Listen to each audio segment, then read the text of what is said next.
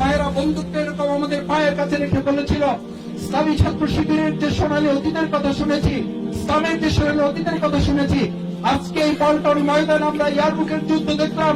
যারা সকাল 6টা থেকে এখন পর্যন্ত কিছু মুখে দেয়নি, তাদের কাছে রুটি এবং কলা যার হাতে আসে তিনি আরেকজনকে দেন, তিনি আরেকজনকে দেন। সবশেষে যখন আমরা যাদের মুখে গুলিয়ে চালিয়েছি, আমাদের সামনে নিয়ে এসে যখন বলছে, ভাই আপনারা তো সকাল থেকে আমাদের কাছেই আছেন, আপনাদের তো আমরা কিছু খাইতে দেখি নাই, নেন আমাদের খাবারটুকু আপনারা খান।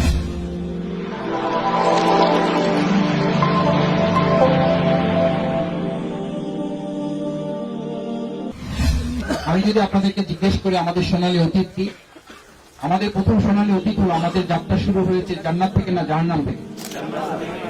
সোনালী না অন্ধকার? সোনালী। আমাদের পিতা হযরত আদম আলাইহিস সালাম, তার বিপরীতে ইবলিস। আমরা কি সোনালী না অন্ধকার? অন্ধকার। অন্ধকার, সোনালী। আমরা যদি ইসলামী হিস্ট্রি আলোচনা করি, হযরত ইব্রাহিম আলাইহিস সালাম, তার বিপরীতে নমরুদ। সোনালী না অন্ধকার? মুসা আলাইহিস সালাম, তার বিপরীতে ফিরআউন। সোনালী না অন্ধকার? অন্ধকার, সোনালী। আলহামদুলিল্লাহ। জামাল বিন নাসের, তার বিপরীতে হাসানুল বান্না, ইমাম গাজালি রহমাহুল্লাহ, সৈয়দ বদিউজ্জামান মুর্সি, তার বিপরীতে যে কামাল পাশারা। আমাদের সোনালী না অন্ধকার? সব মিলে যদি এক কথায় আপনাদেরকে বলি, আপনারাই একটা লাইন মুখস্থ প্রায় আপনাদেরকে, আপনারা নিজেরা শুনুন, আমাদেরকে শুনুন। মুসলিম, that's we have nicely glorious past.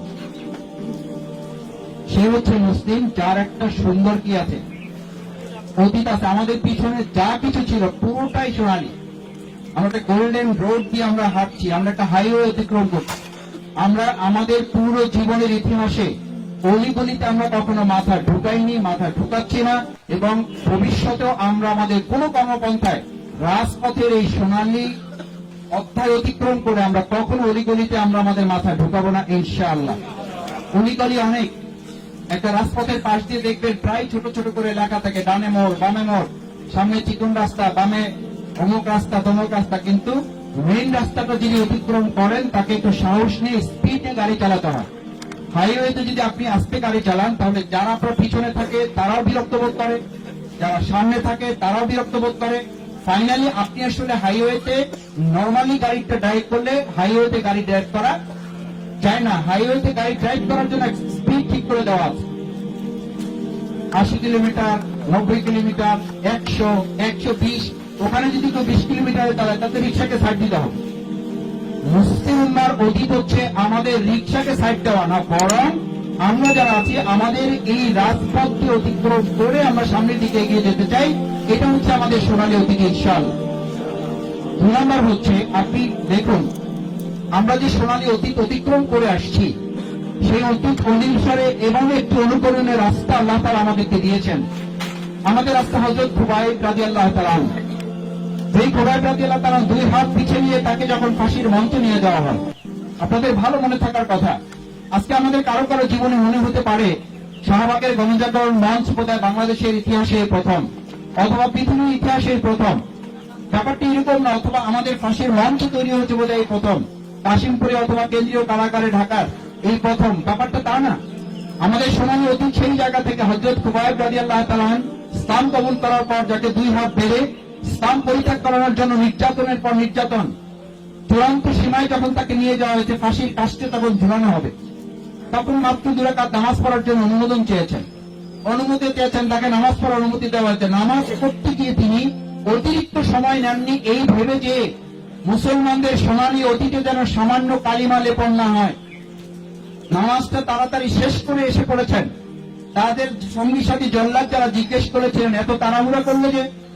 বলে যে নামাজ আমাকে চিরজীবন আমার আত্মার প্রশান্তির ব্যাপার ছিল, যে নামাজ আমাকে আত্মতৃপ্তি দান করত, সেই নামাজের চেয়েও আজকে আমি আত্মতৃপ্তিদায়ক আরেকটি বড় ঘটনার মুখোমুখি। সুতরাং নামাজের সময় ক্ষেপণ করে আমি আমার সেই চূড়ান্ত আত্মতৃপ্তিদায়ক সময়ের কাছে আমি আর কোনো বিলম্ব করতে চাইনি। আর তোমরা তাতে মনে না করো যে মুসলিমরা মৃত্যুকে ভয় পায়, মৃত্যুর ভয়ে আমি আমার নামাজকে দীর্ঘায়িত করেছি। এই মুসলিমদের সোনালী অতীতে আমি 1 চুল পরিমাণে কালিমা লেপন করতে চাইনি বলে নামাজটি তড়িঘড়ি করেছে। না হলে যে নামাজ আমাকে চিরদিন আত্মতৃপ্তিতে ভরে রাখত, এই এক নামাজে আমি আমার পুরো জীবন শেষ করে দিতাম। সুবহানাল্লাহ। এই হচ্ছে আমরা দাস্তি গরিয়াস পাস, এই হচ্ছে সোনালী অতীত, এই হচ্ছে আমরা।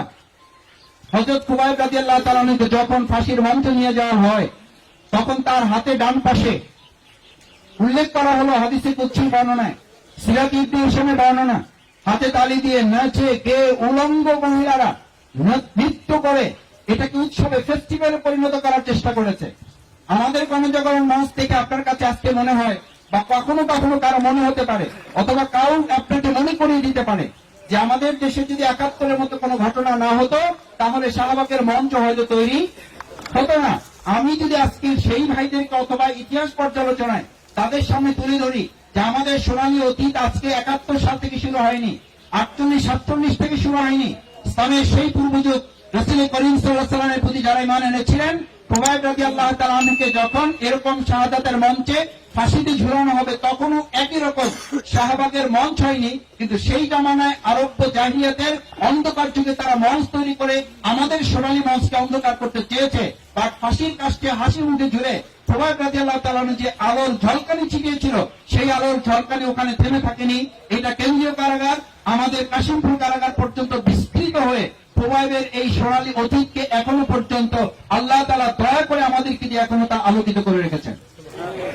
That's who we have nicely glorious past. That is Muslim. এই হচ্ছে আমাদের সোনালী অতীত। সম্মানিত ভাইয়েরা, দ্বিতীয় যে কথাটি আমি বলতে চাই আপনাকে, এই ক্ষেত্রে আমাদের আরেকটি বড় জিনিস হচ্ছে দুনিয়া বিমুখ জীবন। মুসলমানদের সবচেয়ে বড় বৈশিষ্ট্য ছিল দুনিয়া বিমুখতার পরিবর্তে তারা পরকালীন জীবন ধারণ করেছেন। আবু উবাইদার কথা সবাই জানেন।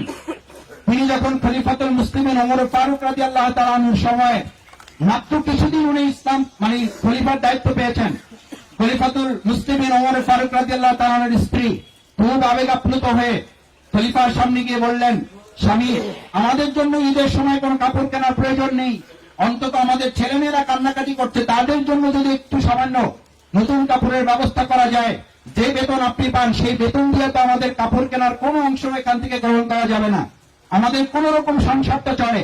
আমার বাচ্চাদের জন্য আপনি চাইলে কোষাগার থেকে আবু উবাইদা বাইতুল মাল সম্পাদক ফাইন্যান্স মিনিস্টার তার কাছে একটা অ্যাপ্লিকেশন করেন, তিনি যেন আমাদেরকে ১ মাসের আগাম বেতন কি করেন, প্রদান করেন। আবু উবাইদা রাদিয়াল্লাহু তাআলা আনহুর কাছে হযরত ওমর ফারুক রাদিয়াল্লাহু তাআলা আনহুকে অ্যাপ্লিকেশন পাঠিয়ে দিলেন। আপনারা ভালো করে জানেন, আমি লম্বা করছি না, শুধু এতটুকু বলছি, সেই অ্যাপ্লিকেশনটা পেয়ে আবু উবাইদা রাদিয়াল্লাহু তাআলা আনহু চোখ দিয়ে পানি ছেড়ে দিলেন, ইয়া আল্লাহ, খলিফাতুল মুসলিমিন গোটা পৃথিবী যিনি শাসন করেন, অর্ধ পৃথিবী যার আঙ্গেলের ইশারায় পরিচালিত হয়, তার সন্তানের কাপড় কেনার জন্য আজকে আমার কাছে অ্যাপ্লিকেশন করেছে, তার একটা অর্ডারই তো যথেষ্ট ছিল, এখান থেকে লক্ষ কোটি দিনার এখান থেকে তিনি নিয়ে সংসারের জন্য ব্যয় করবেন। আবু উবাইদা রাদিয়াল্লাহু তাআলা আবেগের বশবর্তী না হয়ে তিনি খলিফাতুল মুসলিমিন ওমর ফারুক রাদিয়াল্লাহু তাআলা একটা চিঠি লিখে তার জবাব দিলেন, অনুমোদন চাইলেন খলিফাতুল মুসলিমিন ওমর ফারুক রাদিয়াল্লাহু তাআলা, আপনাকে দুটো বিষয় কনফার্ম হতে হবে, তারপরে এই আবেদনটি আপনার জন্য মঞ্জুর করা যায়। নাম্বার 1 হচ্ছে আপনি এই ঋণটি গ্রহণ করার পর ঋণ পরিশোধ করার পর্যন্ত আপনি বেঁচে থাকবেন। নাম্বার 2 হচ্ছে এই অঞ্চলের লোকেরা আপনাকে আগাম বেতন দিয়ে যে মাস পর্যন্ত আপনি বেতন নেবেন, সেই মাসের পরে আপনি যে শোধ করবেন সেই পর্যন্ত তার আপনাকে খলিফা হিসাবে এখানে রাখবেন। এই নিশ্চয়তা যদি আপনি দিতে পারেন তাহলে এই আবেদন আমি সাইন করে দিতে পারি। খলিফাতুল মুসলিমিন ওমর ফারুক রাদিয়াল্লাহু তাআলা এই চিঠিটি পেয়ে চোখ দিয়ে এমন করে পানি পড়ছিল, স্ত্রী বলছিলেন যে বাচ্চা শিশুরা যেমন কাঁদে, আত্মোপলব্ধিতে অনুভূতিতে তিনি আনন্দিত হয়ে আল্লাহর কাছে বলেছিলেন, আল্লাহ, আমার যুগে যেমন একজন আবু উবাইদা পেয়েছি, মুসলিম উম্মার এই সোনালী অতীতকে ধরে রাখার জন্য যতদিন পৃথিবীতে ইসলাম থাকবে, যতদিন পৃথিবীতে মানুষ থাকবে, মুমিন থাকবে, মুসলিম থাকবে, ততদিন প্রত্যেক যুগে যেন একজন আবু উবাইদার মতো করে একজন জিম্মাদার, একজন আমানতদার ব্যক্তি যেন যুগে যুগে তাদের মধ্যে আল্লাহ তাআলা আপনি দান করেন। সম্মানিত ভাইয়েরা, এই হচ্ছে আমাদের মুসলিম হিস্ট্রি, এই হচ্ছে আমাদের অতীত, আমাদের হযরত ওমর ফারুক রাদিয়াল্লাহু তাআলা আনহুর এই অতীত ইতিহাস। আমি রাজশাহী ইউনিভার্সিটিতে আমাদের ইসমাইল হোসেন সিরাজি ভাই, আমি ওনার বাড়িতে বহুবার গিয়েছি, ওনার বাবার সাথে দেখা করেছি, এরকম ওয়াল দিয়ে ওনার কবরস্থানটা ঘেরা। আমরা যখন যেতাম উনি আমাদেরকে বলতেন যে এই যে দরজাটা সবসময় কবরস্থানের দরজাটা খোলা হয় না, খুলতে না পেরে উনি ওই ওয়ালটা টপকিয়ে ওখান থেকে ওয়ালটা টপকিয়ে উঠে সিরাজি ভাই কবরের কাছে গিয়ে উনি দোয়া করতেন, দুরূদ শরীফ পড়তেন, বিভিন্ন মোনাজাত করে চোখের পানি ফেলতেন। আমরা গিয়েছি, গিয়ে দেখি যে উনি বাসায় নেই। জিজ্ঞেস করলাম উনি কোথায়, বললো যে উনি তো ওনার ছেলের কাছে প্রায় প্রতিদিন সকালে চলে যান ফজরের নামাজ শেষ করে। আমরা ওখানে গেলাম, গিয়ে দেখলাম দরজাটা লাগানো। ওখানে যারা আছে খোঁজাখুঁজি করে অনেক চেষ্টা করে আমরা চাবি পেলাম না। দরজা দিয়ে তাকিয়ে দেখি দূরে কবরস্থানের পাশে একজন মুরব্বী, উনি ওখানে বসে দোয়া করছেন। আমরা খুব চেষ্টা করে 3-4 জন একজন আরেকজনের পিঠে দাঁড়িয়ে ওয়াল টপকে ভিতরে ঢুকলাম। ভিতরে গিয়ে ওনার দোয়ায় শরীক হলাম। উনি দোয়া করছিলেন, আল্লাহ আমার এই সন্তান ইসমাইল হোসেন সিরাজীর হাতে আমি কিছু ধরে দিতে পারি নাই। যখন পড়াশোনা শেষ করে কফিনটা আমার কাছে এসছে, তার কফিনে একটা পকেট ছিল না। আমার ভালো মনে আছে তিনি যখন ট্রেনে উঠেছিলেন, তার হাতে ট্রেনে ওঠার পর এই জেলায় তিনি তখন অর্থের দায়িত্ব ছিল, বাইতুল মালের দায়িত্ব ছিল, হাতে মাত্র কয়েকটি ক্যালেন্ডার বিক্রির টাকা ছিল। ওই ক্যালেন্ডার বিক্রির টাকাগুলো ফিরিয়ে দেওয়ার জন্য ট্রেন থেকে মাঝপথে নেমে এসে আবার অফিসে এসে দায়িত্বশীলের কাছে টাকাগুলো বুঝিয়ে দিয়ে বললেন, ভাই ওমর ফারুক রাদিয়াল্লাহু তাআলার একটি দোয়া আমার মনে আছে। আবু ওবায়দার মতো করে একজন জিম্মাদার যখন তিনি প্রার্থনা করেছেন, আমি ইসমাইল হোসেন সিরাজীকে যদি আল্লাহ তাআলা এই সিরাজগঞ্জের জন্য আমাকে একজন আবু ওবায়দা করে পাঠায়, সামান্যতম তার একটা আমলও যদি আমাকে দিয়ে করান, এই দোয়া করে করে যখন যিনি কাঁদছেন আমরা তার দোয়ায় শরীক হলাম। দোয়া শেষ করে ওনাকে আমরা জিজ্ঞেস করলাম, আব্বা যান আমরা তো ওয়াল টপকে এসেছি, আপনি কিভাবে এসছেন, কে দরজা খুলে দিয়েছে আপনাকে? আমরা তো অনেক কষ্ট করে ওয়াল টপকিয়েছি। আমাদেরকে ধরে বললেন, বাবা তোমার সন্তান যদি এখানে শোয়া থাকতো তাহলে তোমাকে চাবি খুঁজতে হতো না, ওয়াল টপকানোর জন্য তোমাকে এত কষ্ট করতে হতো না। যার সন্তান এখানে শুয়ে থাকে তাকে ওয়াল টপকাতে কষ্ট করতে হয় না। আমি এরকম তোমাকে আজকে একদিন ওয়াল টপকিয়ে থার, আমি সপ্তাহে প্রায় 2 দিন 3 দিন এরকম ওয়াল টপকিয়ে, কারণ সবসময় চাবি আমি পাই না, চাবি চাইয়ে তাদেরকে বিরক্তও করি না। এরকম ওয়াল টপকিয়ে এসে আমি আমার সন্তানের জন্য আল্লাহর কাছে দোয়া করি। হযরত ইসমাইল হোসেন সিরাজী এরকম একজন আবু ওবায়দার ভূমিকা পালন করেছেন। এই হচ্ছে বাংলাদেশ ইসলামী ছাত্র শিবির সেই কাফেলার সদস্য আপনি। 2006 সালের 28 অক্টোবর আমরা উহুদ পাইনি, হুনান পাইনি, আমরা সিফিন যুদ্ধ পাইনি, ইয়ারমুকের যুদ্ধের কথা আপনারা গল্প করেন। আর 2006 সালের 28 অক্টোবর আমরা ইয়ারমুকের যুদ্ধ দেখেছি। আমাদের শহীদ মীর কাসেম আলী ভাই দুপুর 2টার সময় যখন কলা রুটি নিয়ে আমাদের কাছে হাজির হয়েছে, ভাইয়েরা আমাকে এরকম পিঠে হাত দিয়ে বলেছিলেন, সেনাপতি কলা রুটি খেয়ে নাও তোমার ভাইদেরকে নিয়ে, কারণ কে কতক্ষণ বেঁচে থাকবে আমরা জানি না। ইতিমধ্যে 11 জন শহীদের কফিন অফিসের সামনে জড়ো করা হয়েছে, তোমাদের কার কখন কফিন চলে যায় জানি না, এই রুটি আর কলাটি অন্তত খেয়ে নাও। আমার স্পষ্ট মনে আছে ইয়ারমুকের যুদ্ধ আমরা পাইনি, কিন্তু এই কাফেলার সোনালী অতীত আমরা তৈরি করেছি। আমাদের রুটি এবং কলাগুলো ভাগ করে যেই পুলিশ একটু আগে আমাদেরকে গুলি করেছিল, আশপাশে পুলিশের ভাইয়েরা কেবল একটু বিরতি নিয়ে বন্দুক দিয়ে দাঁড়িয়ে আছে, তারাও হয়তো অনুমতি পেলে একটু পরে গুলি করবে। আমাদের ভাইয়েরা একজন রুটি কলা নিয়ে আরেকজন ভাইকে দিচ্ছে, আরেকজন ভাই আরেকজন ভাইকে দিচ্ছে, আরেকজন ভাই আরেকজন ভাইকে দিচ্ছে। ভিতরে ঢুকে দিয়ে দেখি যে অনেক ভাই রক্তাক্ত অবস্থায় কাতরাচ্ছে, তার মুখের কাছে নিয়ে পানিটুকু দেখি, তিনি বলছেন যে ভাই আরো ভিতরে ঢুকেন, আরো ভিতরে আমাদের অনেক আহত ভাইয়েরা আছে।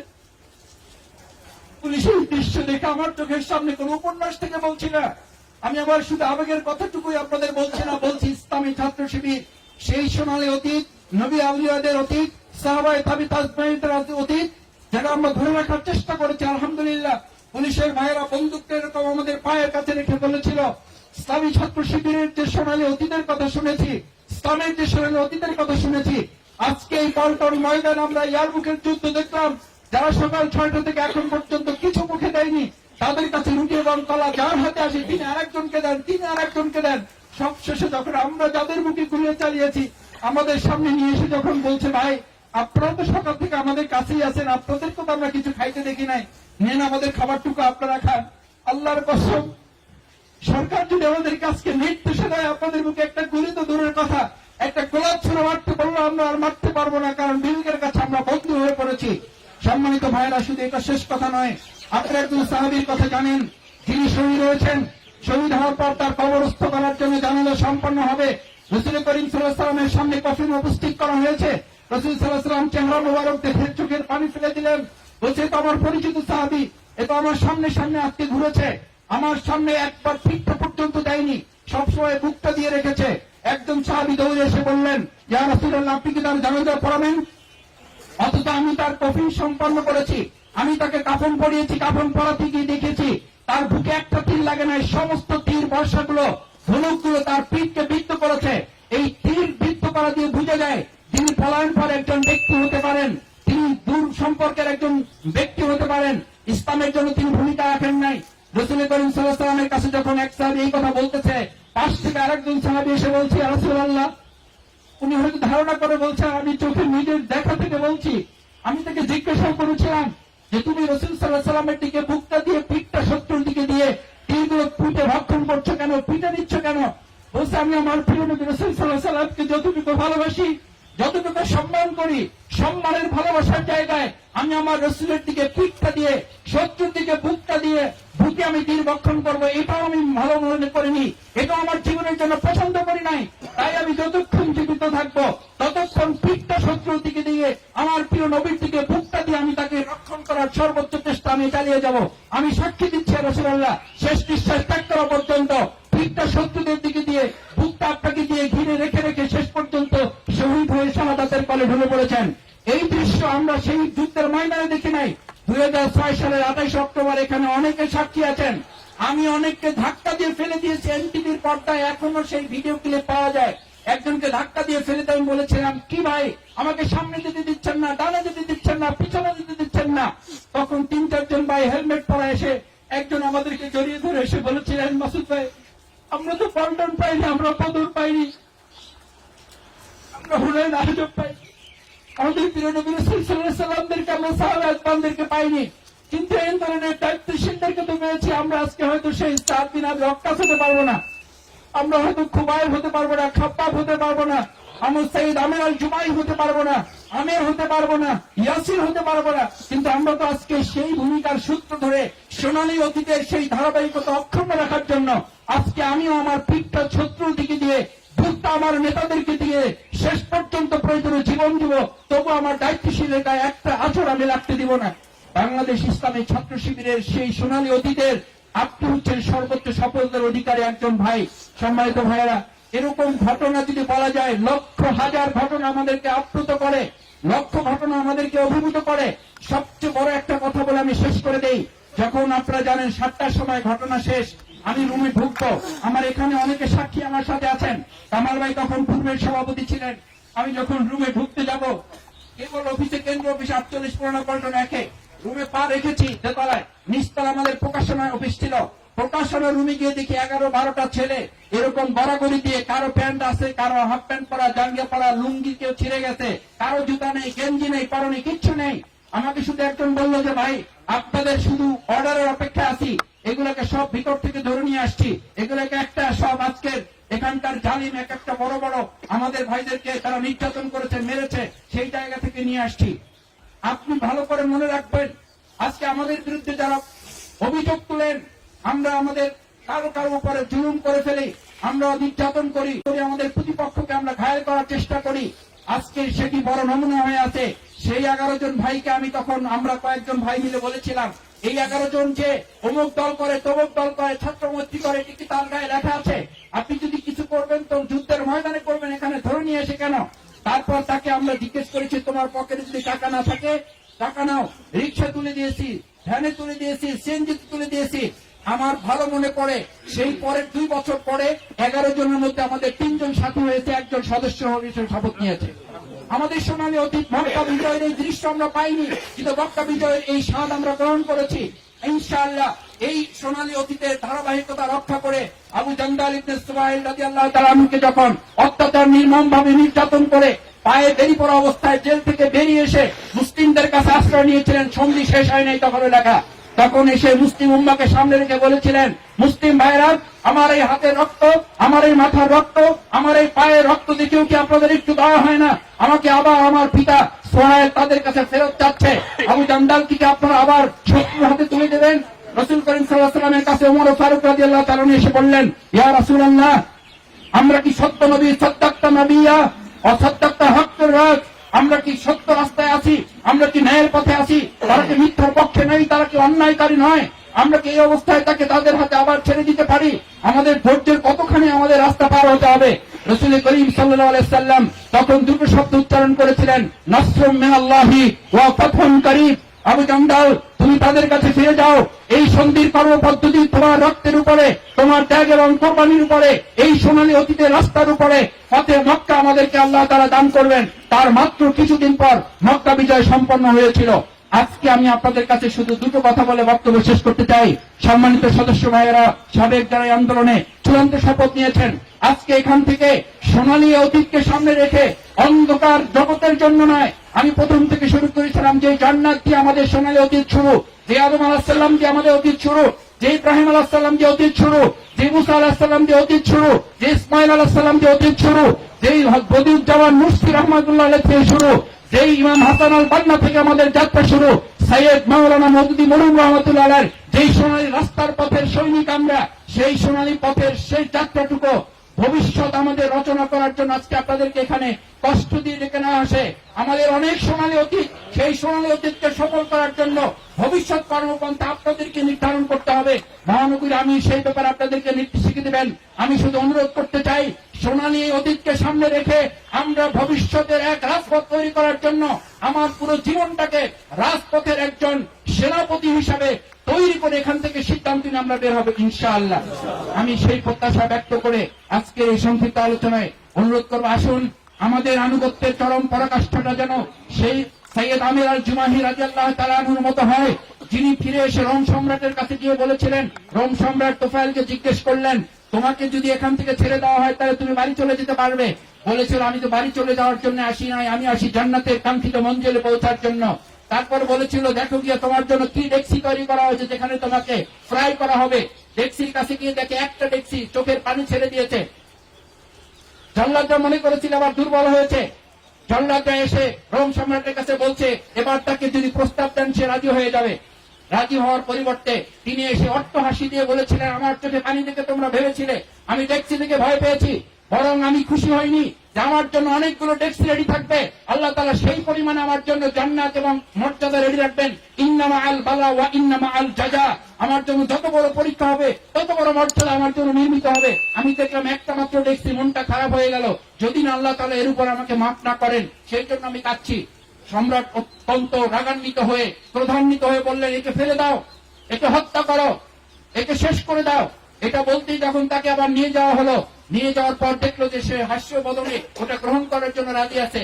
জল্লাদরা এসে বলল, সে তো হাসতেছে, তার মধ্যে কোনো অনুশোচনা নেই, তার মধ্যে কোনো ভয়ভীতি নেই। রাজা এবার নিজে দুর্বল হয়ে গেল, সে যখন শক্তিশালী হলো রাজা দুর্বল হয়ে গেল। আপনি ভালো করে মনে রাখবেন, প্রতিপক্ষ যখন আপনার উপর অসম্ভব প্রেসার ক্রিয়েট করবে, আপনি শক্তিশালী হলে আপনার প্রতিপক্ষ দুর্বল হতে বাধ্য। এটা হচ্ছে আমাদের সোনালী অতীত হয়েছে। আলহামদুলিল্লাহ, আজকে আমাদের উপরে যত অত্যাচার নির্যাতন ফাঁসির মঞ্চ তৈরি করে যারা আমাদের দুর্বল করতে চেয়েছে, তারা সাক্ষী দিচ্ছে যে আজকে আমাদেরকে যত দুর্বল করতে চেয়েছে আল্লাহ তাআলা তত আমাদেরকে শক্তিশালী করেছেন, এবং আমরা আরো শক্তি নিয়ে এই দেশে কলেমার পতাকা আমরা উত্তীর্ণ করবো ইনশাআল্লাহ। তখন সম্রাটের একটা প্রস্তাব বলে আমি শেষ করে দেই। সম্রাট প্রস্তাব দিয়েছিল, তুমি সহ সব বন্দীদেরকে আমি ছেড়ে দেবো, শুধু এতটুকু করো যে আমার কপালে একটা কি দাও, একটা চুমু দাও শুধু আমার কপালে। আমি অভিভূত যে এরকম ইমান একজন মানুষের থাকে, এরকম মজবুত ভালোবাসা ইমানের প্রতি ইসলামের প্রতি থাকে, শুধু তুমি আমার কপালে একটা চুমু দাও। সে বলেছিল, আমার জন্য আমি রাজি না।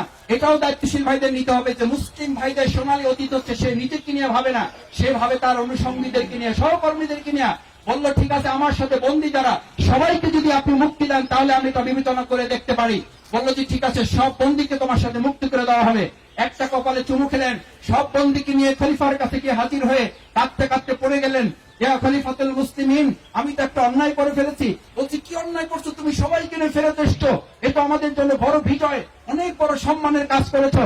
খলিফাতুল মুসলিমিন ওমর ফারুক রাদিয়াল্লাহু তাআলা বললেন, তোমার কি অন্যায়? তোমার কোনো অন্যায় নেই, তুমি তো ভালো কাজ করেছো। বলছে খলিফাতুল মুসলিমিন, আমি তো তার কপালে একটা চুমু খেয়ে এসছি। বলছে, তোমার এই চুমুটা এত মর্যাদাবান, এত প্রিয় আল্লাহর কাছে, আমি নিজে মনে করি তোমার কপালে আমার এখন ওই জায়গাটা একটা চুমু খাওয়া উচিত। আমি চুমু খাচ্ছি এবং গোটা মুসলিম উম্মাহ যেন তোমার কপালে চুমু খাওয়ার ব্যবস্থা করে রাখে। সম্মানিত ভাইয়েরা, এভাবে করে মুসলিম উম্মাহর যে সোনালী অতীত, ইসলামী আন্দোলনের জন্য সোনালী অতীত, আমাদের যে সোনালী অতীত, সেই সুন্দর সোনালী অতীতকে ভবিষ্যৎ কর্মপন্থায় আলোক উজ্জ্বল করার জন্য আমি শুধু এতটুকু অনুরোধ করব যে আমরা আমাদের নিজেদেরকে আলোক উজ্জ্বল করে ভবিষ্যৎ একটা ঢাকা মহানগরী দক্ষিণের উজ্জ্বল নক্ষত্র তৈরি করে গোটা বাংলাদেশের একটা মডেল আমরা তৈরি করার জন্য আজকে সিদ্ধান্ত নিয়ে বের হব যে গোটা বাংলাদেশ জানবে ইসলামী আন্দোলনটা দুর্গ এক জায়গায় তৈরি হয়েছে ঢাকা মহানগরী দক্ষিণ। সেই প্রত্যাশাকে আমরা করতে পারি আপনাদের কাছে ইনশাআল্লাহ। আমরা কি রাজি আছি সবাই? আল্লাহ তাআলা মেহেরবানি করে আপনি আমাদের ভাইদের হাতগুলো আমাদের সবার কাছে কবুল করুন। একই সাথে আল্লাহর জয়গান গায়।